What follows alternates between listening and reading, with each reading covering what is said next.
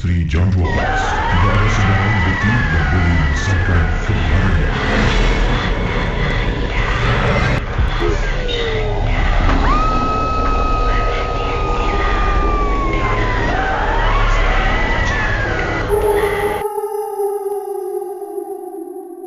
Nama saya Jas. Pengalaman yang berlaku 2 tahun lepas waktu itu anak saya baru umur 3 hari. Dalam 1 pagi, anak saya menangis 3 dan saat itu. Bila dia menangis, sebagai seorang ibu saya fikirkan anak saya nak susu. Dah buat pun tetap menangis. Teramat sangat, jadi saya angkat dia, mendukung anak saya dan letakkan dia. Tiba-tiba bulu rumah saya meremang. Terus saya angkat, saya ambil wuduk, azan, dan selepas azan habis, tiba-tiba tingkap saya macam diketuk sesuatu. Saya keluar rumah. Kisi apa yang saya nampak mungkin anda percaya atau tidak. Bila saya keluar dari rumah, terperanjat saya nampak benda yang menyerupai Pontianak. Benda itu berdiri betul-betul sebelah meter reading.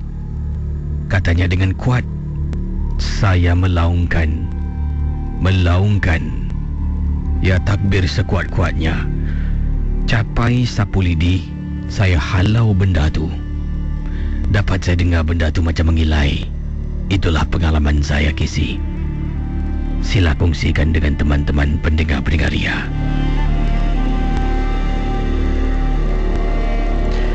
Dari Din, selamat malam, Kisi. Di sini saya hendak berkongsi kisah yang saya alami ketika berada di tingkatan 4 pada tahun 1997. Saya baru habis peperiksaan N-level. Jadi saya dan kawan-kawan saya bercadang untuk overnight, bermalam. Jadi kita bercadang untuk bermalam di tepi pantai Changi. Bila tiba di Changi, memang tak ada orang waktu tersebut. Jadi tiba saja di sana, memang hanya kita saja yang berada di sana. Jadi katanya kita 8 orang memasanglah kemah, memasanglah tent kami, beli makan dan terus berbual-bual, berborak-borak, bersantai di tepi pantai Changi. Jam menunjukkan lebih kurang 12:30 malam. Ada teman saya ni, dia nak pergi ke tandas. Jadi kita berdua jalan ke tandas. Bila kita jalan, ternampak 3 orang lelaki India berbaju hanya kain putih menuju ke arah pantai. Kita pun tengok, kita mengendap. Apa 3 orang lelaki India ni buat? Kita nampak macam mereka membuang benda di laut. Jadi bila mereka naik ke darat, terperanjat. Mereka katanya macam terapung-apung, tidak berkaki, lidahnya panjang sampai ke lantai, menuju ke arah sebatang pokok.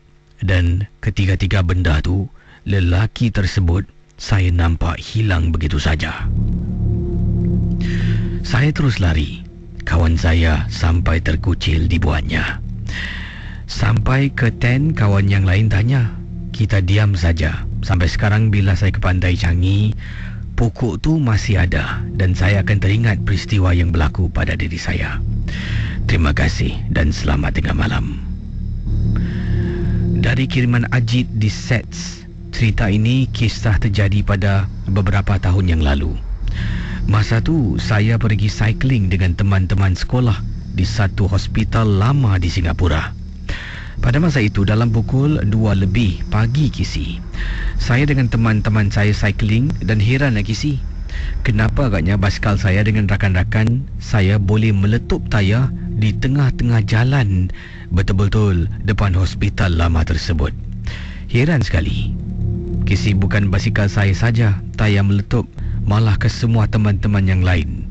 Adakah ini secara kebetulan, Kisi? Zaman beliau di Shundem ramai dengan ada juga pemancing-pemancing yang sedang memancing, ada juga rakan-rakannya. Tapi ini pengalaman dari teman kita. Beliau dan juga tunangnya memandu ke Shundem dan beliau dapati sana walaupun ada kenderaan ya, lori-lori besar yang diletakkan di sana, tetapi tidak ada seorang insan pun beliau lihat ada di kawasan Yishun Dam. Kata Boy, pada malam yang dimaksudkan sekitar 1 lebih pagi, saya memandu bersama dengan tunang saya. Ingatkan nak pergi sana, duduk tepi lipak-lipak. Bila masuk dalam, tunang saya nampak tempat tu tak ada orang. Dia takut, dia kata pusing balik. Bila nak pusing balik, saya harus pergi jauh dekat ujung. Dalam perjalanan, saya terperanjat apabila ternampak ada seorang wanita berpakaian serba putih sedang berdiri di tepian pantai. Dari jauh saya lihat dan saya rasa tunang saya pun nampak. Jadi saya pandu dengan sepantas kilat untuk buat U-turn dan kemudian keluar dari kawasan tu. Kesi yang paling memeranjatkan saya apabila sampai satu tahap ni, saya boleh terbau sesuatu wangi dalam kenderaan. Tunang saya pun bau. Bila saya tengok cermin, ada macam orang duduk dekat belakang tempat duduk belakang. Saya terkejut. Tunang saya tak berani toleh. Saya terus pegang tangan tunang saya, pandu selaju-lajunya keluar dari kawasan Yishun Dam. Kisah-kisah yang anda dengar merupakan misteri jam 12. Tidak ada sesiapa yang boleh mengesahkan kebenarannya. Jangan mudah kita percaya. Jangan kita terikut-ikut. Ingatlah, MG12 hanya satu hiburan. Perkara ini berlaku 10 tahun yang lalu. Kisi sebut tadi tentang ibu mentua. Kakak masih ingat setelah kami berumah tangga, kakak tinggal bersama dengan ibu mentua kakak kerana belum lagi dapat rumah. Kata Kak Yati, malam tu yang dimaksudkan itu merupakan beberapa minggu yang pertama yang tinggal di rumah dan kakak jemur pakaian kakak di luar. Jadi oleh kerana katanya jemur pakaian dalam lah oleh kerana kakak segan takut nanti adik-adik ipar yang lelaki ataupun bapa mentua nampak, kakak jemur di waktu malam. Jadi apa yang berlaku, kata Kak Yati, sedang kakak jemur pakaian di waktu malam, dah gantung semua, tiba-tiba nak angkat galah ni tak kuat sebab galah tu agak panjang dan berat sedikit, ada baju-baju yang lain. Kakak nak angkat galah, kata Kak Yati, nak alihkan pakaian yang dah kering, pakaian milik keluarga suami kakak ni, nak gantung pakaian-pakaian kakak pula. Jadi sedang angkat tu, galah tu terjatuh kena tingkap rumah orang bawah. Jadi kakak terus tutup mulut, terperanjatlah, terkena kuat bunyinya Kisi. Jadi kakak perhatikan, tengok, takut tuan rumah keluar. Memang benar Kisi, angkat saja galah, nampak ada kepala orang dari tingkat bawah. Rumah kakak tingkat 8, rumah mak mentua kakak tingkat 8, rumah orang tu di tingkat bawah tingkat 7. Sejurus lepas itu beberapa saat keluar kepala orang, perempuan menjenguk ke atas dengan muka yang bengis dan marah. Jadi kakak kata minta maaf, sorry.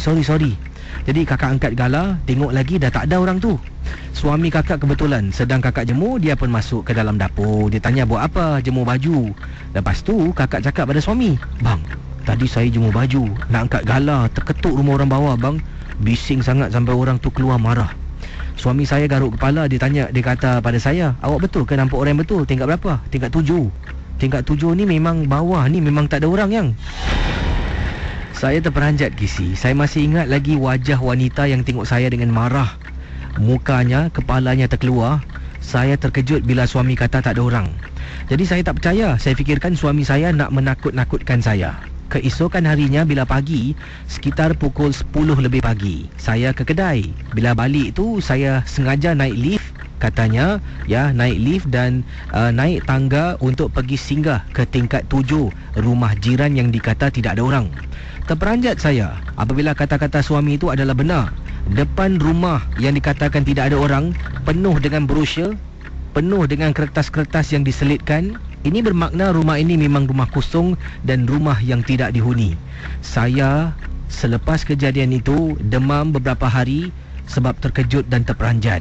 Itulah pengalaman Kak Yati. Kisah-kisah yang anda dengar merupakan misteri jam 12. Tidak ada sesiapa yang boleh mengesahkan kebenarannya. Jangan mudah kita percaya. Jangan kita terikut-ikut. Ingatlah, MG12 hanya satu hiburan.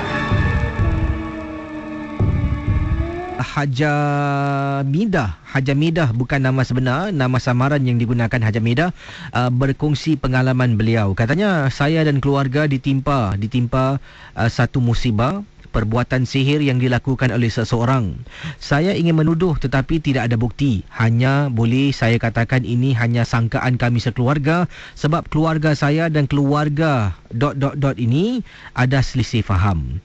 Casey, rumah saya sekarang ini dah macam tempat boleh dikatakan cacing kepanasan. Setiap kali kalau pulang ke rumah pasti akan bergaduh antara saya dan suami, anak-anak dan suami, saya dan anak-anak. Ya, kalau berada di luar, kami anak beranak keluar di luar, pergi makan, minum, pergi tepi pantai, memancing, tidak pernah pun kami bergaduh.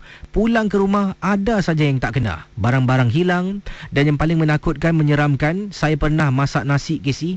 Nasi yang saya masak, anak saya nak ambil untuk makan, nampak rambut. Kemudian dia komplain dekat saya, kenapa ni mama masak nasi sampai rambut semua? Dah saya bergaduh dengan anak saya. Jadi apa yang berlaku, Casey? Saya pergilah dekat periuk nasi, saya cedok nasi tu korek, Casey. Nasi putih yang saya masak penuh dengan rambut-rambut hitam. Saya terperanjat dan rasa seram sangat-sangat. Lauk yang saya masak seringkali cepat basi dan yang katanya yang ketara sangat-sangat, rumah saya barang sentiasa hilang, ya, sentiasa dialih-alihkan. Kalau anak saya beg duitnya akan dialihkan, akan hilang. Dari situlah mereka akan timbul rasa marah, dari situlah akan timbulnya tuduh menuduh antara satu sama lain. Saya rasa kita ni lebih baik duduk di luar rumah dari duduk dalam rumah, sebab rumah tu dah macam tempat ya kita bergaduh setiap hari. Itu saja daripada Hajam Medah yang berkongsi pengalaman beliau. Kisah yang anda dengar merupakan misteri jam 12. Tidak ada sesiapa yang boleh mengisahkan kebenarannya. Jangan mudah kita percaya, jangan kita terikut-ikut.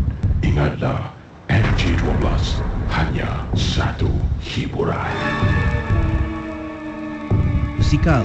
Pernah beberapa kali saya dengan teman-teman girlfriend saya, juga rider yang lain, kami seramai 7 orang telah pun bermotosikal, ya, kunjungi tempat-tempat yang menyeramkan. Kami telah pun khususnya ke salah sebuah rumah flat yang katanya di sini rumah flat yang kosong di kawasan Lim Chu Kang. Pastinya ramai tahu rumah yang kami maksudkan. Tunggang motosikal, letakkan motosikal kami di luar. Akhirnya kami turun jalan kaki dan saja-saja pusinglah, petik gambar sana, petik gambar sini. Dan bila kami nak kembali ke motosikal yang kami letakkan dekat kawasan yang kami kunjungi untuk petik gambar di waktu malam, alangkah terperanjatnya, Casey, motosikal teman saya, di atasnya ada perempuan sedang duduk berpakaian serba putih. Kami daripada nak menghampiri motor tu, semua satu-satu rasa takut dan rasa seram. Akhirnya kami tak kembali ke motosikal. Akhirnya kami telah pun batalkan niat kami. Kami keluar mengikut jalan lain dan berdiri di tepi road. Dari mana sudut kami berdiri, dapat lihat motosikal teman saya masih lagi benda putih, makhluk putih berpakaian putih sedang duduk di atasnya. Hampir lebih kurang sejam lebih kami tunggu dan akhirnya dia terbang ke, dia hilang, tak tahulah Casey. Dan kami pastinya telah pun mengambil kembali motosikal kami dan keluar daripada kawasan yang menyeramkan itu. Terima kasih dari Lady Lia.